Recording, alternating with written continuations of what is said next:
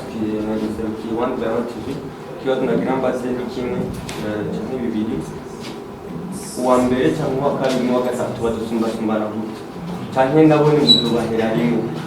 Hama ikibazo kigira kabiri, mbega rimwe kuganwa ibyo bifite ikiringo cy'imyaka canke bitubandanya riba ikomezubandanya ya makompetition kumara kama mama mateguye afite ikiringo azomara cyangwa doguma baturi mwaka. Binashaka mbaze kubijanye ariho kategori y'abanyamuziki. Mbega muri kategori y'abanyamuziki y'abaririmbyi muzorabira kuki kugira mu selection eske muzoraba ku ndirimbo barakoze zabaye hitsa ne muzorabira ku mavideo.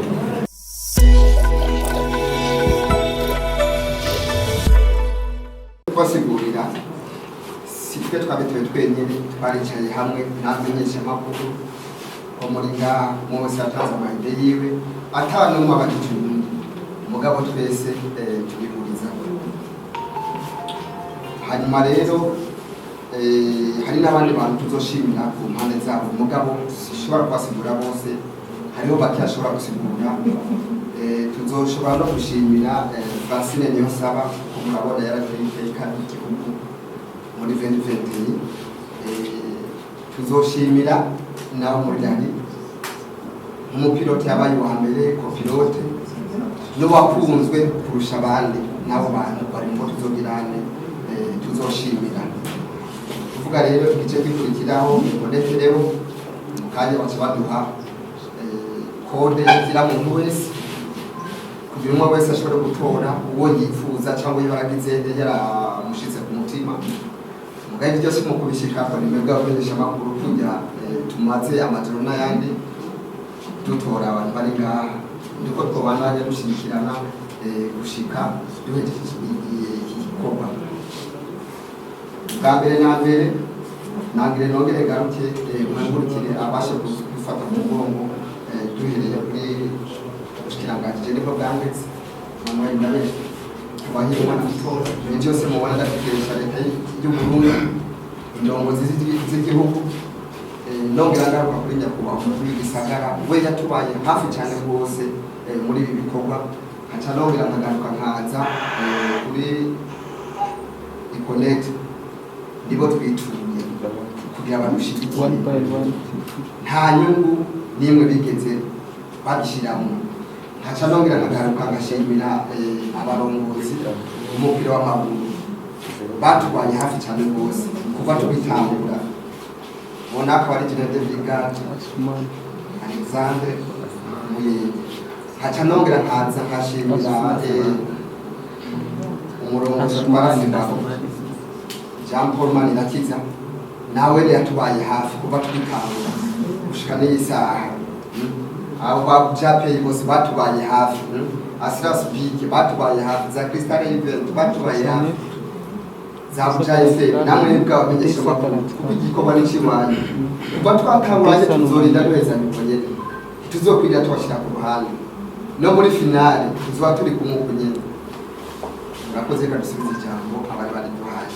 Yego tunyarutsa kadijambo waserukiye Iconnect umura wa mbere Burundi igihugu canje Iconnect umura wanje nibaze ko ari ngaho mwese mukoresha umura wa Iconnect. Yego murakoze cyane. Dans le cadre du lancement de EGS Award, et c'est vraiment une opportunité pour nous de continuer à valoriser la culture de notre beau pays. Comme vous le savez, un pays qui n'a pas de culture est un pays sans identité. Et à travers ces awards, Iconnect en tant que partenaire officiel de cet événement, nous allons mettre à la disposition de tout le monde de participer. C'est ce qui fait un peu la petite différence entre l'édition de 2020 et l'édition de cette année. Cette année, tout le monde aura la possibilité de voter pour son meilleur artiste, de voter pour son meilleur sportif. Peu importe là où tu te retrouves dans le Burundi, il te suffit d'avoir un téléphone et à partir de ce téléphone, tu auras la possibilité de pouvoir voter.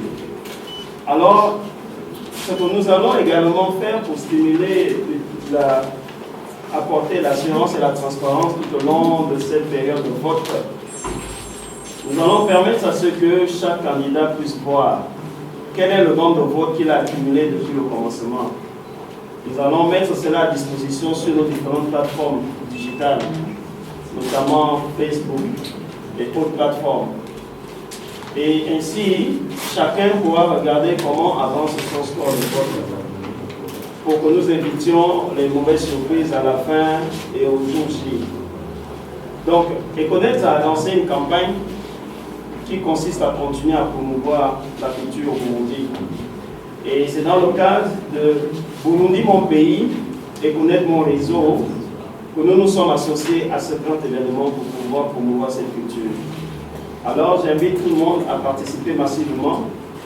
Pour peu qu'on ne vienne te raconter qui a gagné, ou encore pour peu que tu sois spectateur et voir comment les autres sont en train de gagner, il serait nécessaire pour tout Burundais de pouvoir lui-même décider de voter et faire la promotion de son artiste, encourager les autres à participer au vote pour qu'à la fin de l'exercice, que l'artiste préféré et encore le sportif préféré de tout et chacun soit le gagnant. Alors tout le monde est la bienvenue. Nous avons eu le privilège de nous associer à l'association pour pouvoir être sponsor officiel. Et sur ce, nous décrétons que les votes vont commencer à partir de demain. Et nous allons faire une communication globale pour que tout le monde soit informé pour le commencement des votes et comment il faut voter. Je pense que la méthodologie vous a déjà été partagée. Chaque artiste et chaque sportif aura un code. Et c'est à partir de ce code qu'il faut envoyer ce code à un numéro qu'on va vous communiquer. Et cela va être dans commencer la comptabilisation des votes. Ben, merci beaucoup pour l'opportunité et je souhaite bonne chance à tous les participants. Merci. Alors, déjà, Marcel, vous avez posé le marketing. Muraza kugira babasubire byinshi cyane twate muraza kwihabwa baraza kuri si community ama platform yayo no mu mamisha makuru asokorana ku mugoroba rero nibaza yuko ibibazo usaba uburenganzira bwo kubaza ikibazo cyose ku minota 5 tuzatangije kuri kiganiro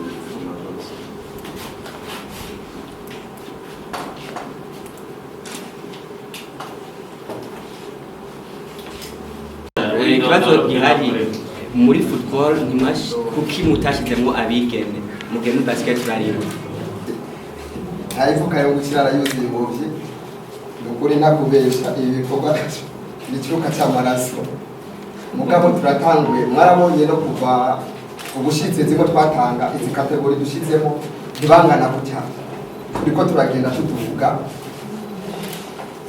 azoshikirwa kuko twafite indege ma 2020 kandi muri football ndavuze ati tweke mutashizemo abigeme n'abigeme turafite trofe yabo kuko baheruka kudutera iteka badushira muri kare twongera tubashimira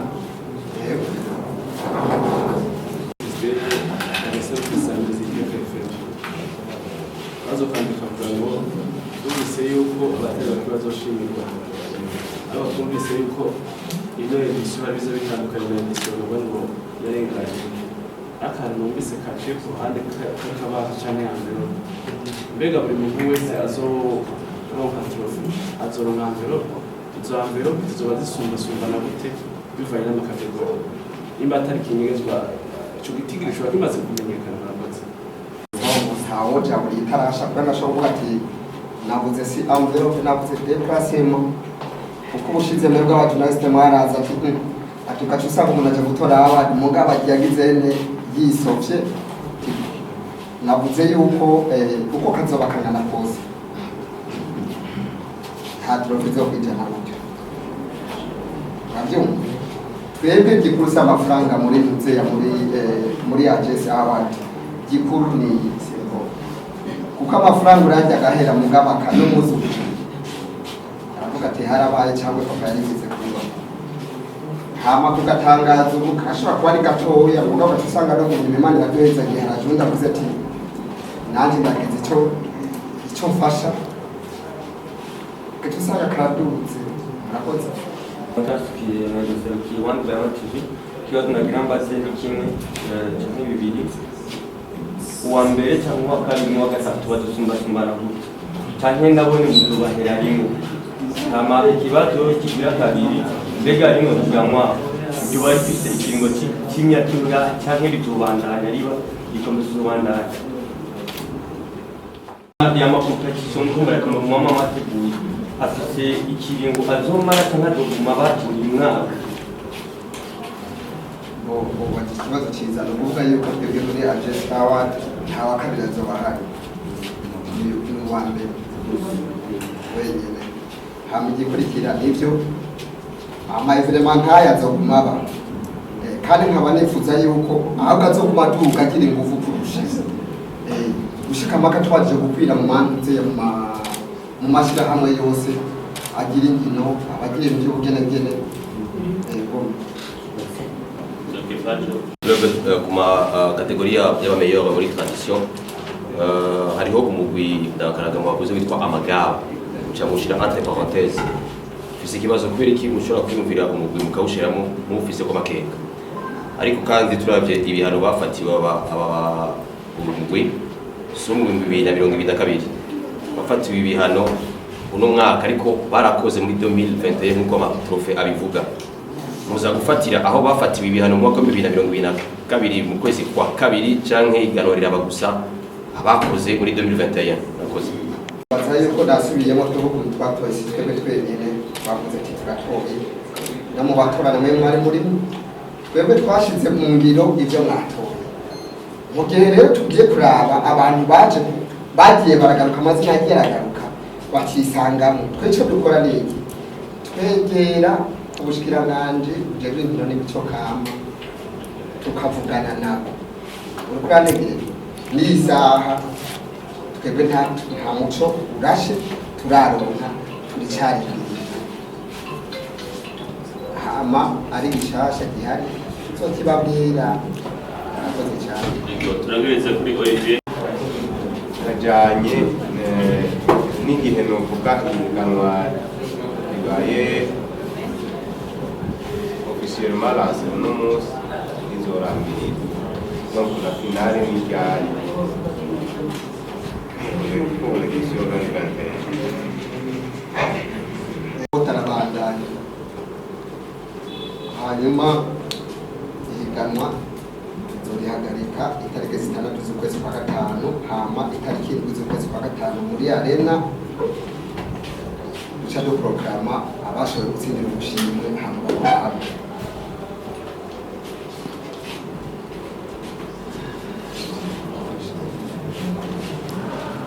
Hama nagire mbandanye saba afise amashirahamwe kuri igikorwa cy'ikibanje icyatwese icy'abana b'igihugu icy'abasportife b'igihugu nibashigikire cyane rwose, bashigikire igikorwa cy'iwacu kugira bashigikire ibindi bikorwa, reka mbese bagashigikira n'ibindi byo hanze. Hama ikindi nacyo gikurikira heri intege no ngashima aba barifatikanya natwe nibo tuzotangura kuguha award, kuko iyo hatababa tuba tugeze kuri etape nibo badushigikira. Kuko naje murabona yambaye ubundi navuga ati imanza kuyiha mugabo igikunda ntaje nayi yaho. Hama ikindi gikurikira mwebwamenyesha amakuru mwashobora ati none ko mwatwibagiwe mwaduhaye n'ukuri turi kumwe, navuze twatanguranye tuzohezanya. Murakoze cyane rwose, Imana ibahezagire. Perezida wa Agence yavuze, ariko abamenyesha amakuru dusanzwe dukora akazi kamwe, ibibazo turazi ni byinshi ariko ntibishobora guherera hanyene. Niyo mpamvu tubasabye yuko nimwabona umuntu abandikira akamesaje ati twagomba guca ngaho mu kiganiro iwanyu kugira rero tuvuge mu buryo bwimbitse, kuko ni kampani itanguye rero irabandanya. Ivyo bibazo mutabarije ngaha muzobitubaza kuri mikro, tuzobibazanya kuri mikro kugira n'abene igihugu uno munsi bataza kumva bazoce bumvira. Ahibanye turazi ko ibimenyesha amakuru mukorera bishika kure cyane. Merci. nuko birajane rwose abamenyesha amakuru bashoboye gushika hano twabonye n'urongoye gushyira mu ibyo bamenyesha amakuru bateza imbere imico n'akaranga n'umuziki, association y'abajournaliste culturels. Perezida murashigikira kino gikorwa kuko ibyo mu Buganda n'u Rwanda na Tanzania atanabamenyesha amakuru benshi baje murarabivuga tukanabisiga amavuta tutanashitse dukunda iby'iwacu cyangwa natwe mu ishyirahamwe ryo kumenyekanisha ingiro kuri association ndimo zo kwegera abamenyesha amakuru n'abone bazariga kugira ibi byo guteza imbere ibikorwa by'iwacu. Ejo bundi ngira mwarabonye Christian Sage ari ishuri ryamuhaye award iraryoshe cyane sibyo gakristo so murakoze cyane.